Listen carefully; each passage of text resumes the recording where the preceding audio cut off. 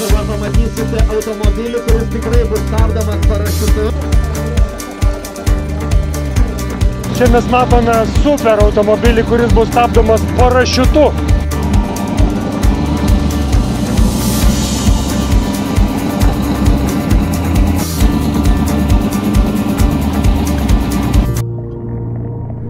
Wolfas Engelman. Visa galva aukščiau.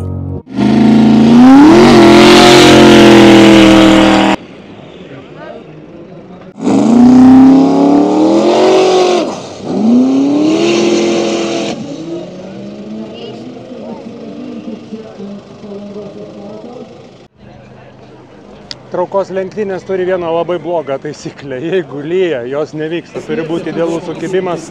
Pradeda kristi lašai, viskas. Lenktynės stabdomos. Grįžta raketa, grįžta. Atgal.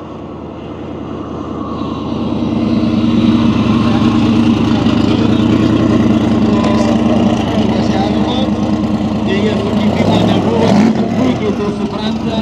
Teisės kelti vieno automobilio. Taip pat daugiau pasivažinėti. Vytautai, pamatėm jūsų dėka raketos startą. Ne visai tai pavyko, kaip planavote. Ne, čia ir neplanavom starto, tik burnautą. Aha. Kodėl burnautą? Tai netinkama danga. Aha. Turi būti gumuota ar bent klijų kažko, čia asfaltas paprasta. Tai atvažiavot šou padaryti? Taip, tik dėl to ir važiavom. Užkurti tuos visus kitus bolidus? Tai ir taip užsikūrė. Papasakokit, čia yra pro lygio raketa.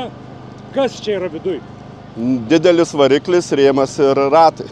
Koks variklis?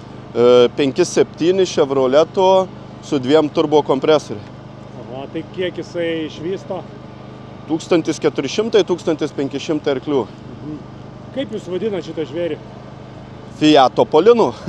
Kodėl? Nu, toks pavadinimas dokumentuose, ne? Ai, dokumentuose toks. Čia buvęs savininkas taip sugalvojo. Aha. Kur tokį nusipirkti? Kur Pasigamint. Pats gaminat? Ne, aš pirkau jau pagamitą. Aha. Kur laikot, kur saugot? Neišduosiu kur. Brangu labai? Ne, brangu, namie laikau, visur tai remontuoju, tai ten vežu, tai ten. O per kiek jis įsibėgėja? 100? Nu, tarkim. Per 1,1 sekundės kažkur. Geroj trasui. Čia tai aišku neišeis. O 400 metrų? Jo rekordas 7,2 sekundė. Kur pasiekėt? Ne, aš pasiekiau buvęs savininkas Anglijoje Santapode. Norint jo normaliai startuoti su tokiom padangom, tai kokių sąlygų idealių reikėtų? Turėtų būti guma ir specialūs klijai. Aišku. Kur parašiutas?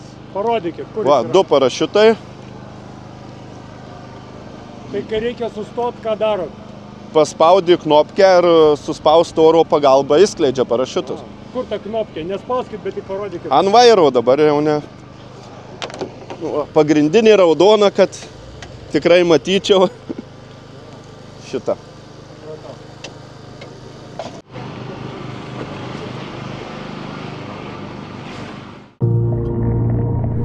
Wolfas Engelman. Visa galva aukščiau.